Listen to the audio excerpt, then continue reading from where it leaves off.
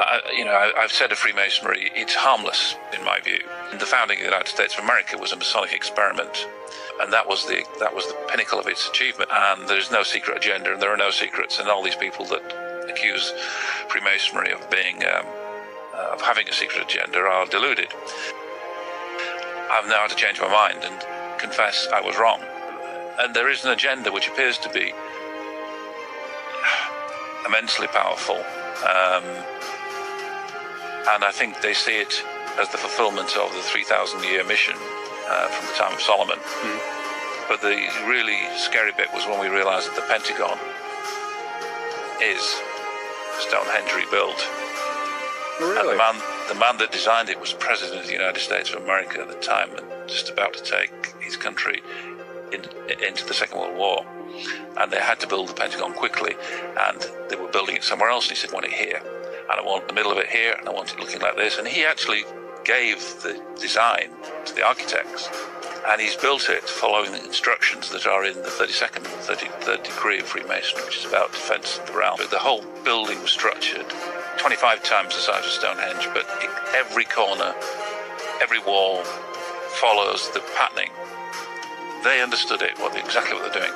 Every junction, every monument at intersections, everything about the structure was originally designed to follow to the millimeter using these ancient measurements, megalithic units, megalithic yards and seconds of arc.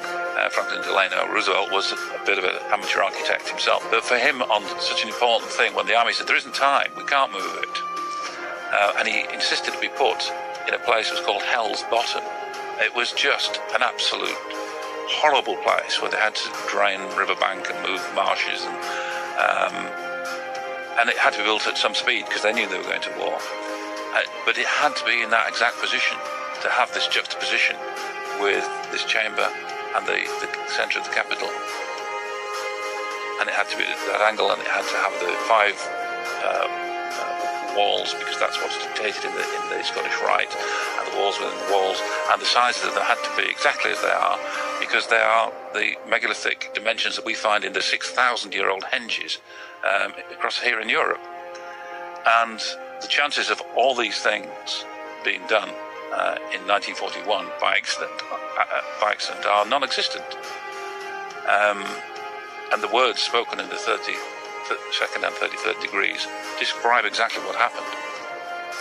They were building this structure to win the war that was going to turn the world into their oyster, because they were building the New Jerusalem, because these people were originally Jewish priesthood, according to the rituals of Freemasonry. They describe how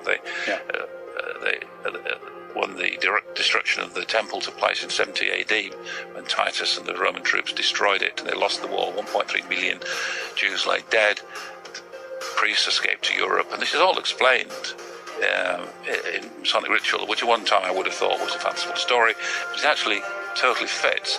And there, as they moved from northern France, they met the Normans, the Norse people, who had come down from Scandinavia, who had got knowledge of the original structures that were built, because they were the builders.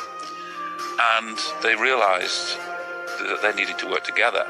And for the last 1,000 years, they have been working together. I mean, the reason we're given why America entered World War II is because on December 7th, later, the Japanese attacked Pearl Harbor.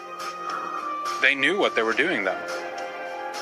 Yeah, there are some funny bits in there. Another awkward one, which almost can't work out and don't like to think about too much.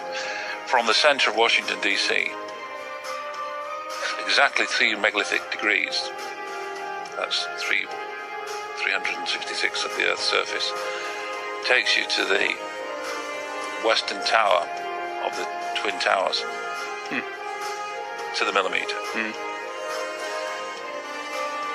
And you try and link anything else by any means, and nothing else works at all. And of course it could be a coincidence, but it's a very strange one, especially given the timing. I certainly cannot buy, personally, conspiracy theory that the US military or political people were involved in the thing, but it's very odd. I guess what I'm alluding to there as well, obviously, is that they were beginning the building on the Pentagon because they knew they were entering the war. Oh yes, yes, but the reason for them to entering the war didn't come until later. Sure. My understanding is that the Americans had put the Japanese into a terrible economic, painted them into a corner where... That's right. So certainly the powers that be at the highest level probably knew all this. If these people were driving for the war, it's possible that they just foresaw the war coming and that they hadn't set out to cause it per se, or at least not deliberately to cause it. That's what I like to think anyway.